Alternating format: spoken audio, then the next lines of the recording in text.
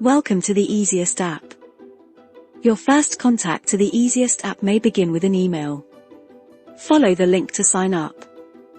This will take you directly to the registration screen, where you can see key aspects of the privacy policy. To see the full version, select the Privacy Policy button. You will need to register by supplying your first name, last name, email, phone number, and identity number. Your username will automatically be created. Please remember your password as it cannot be recovered. After tapping Register, the app will open on the Welcome to EZist topic. You can follow the link at the bottom of the message to find out more about the app. To join your community, press the Join button and follow the prompts. This is covered in detail in the Join tutorial. Use the Back button to go to the main screen. To edit your persona, click on the silhouette at the top of the screen. This is where you can change the name that is attached to your messages.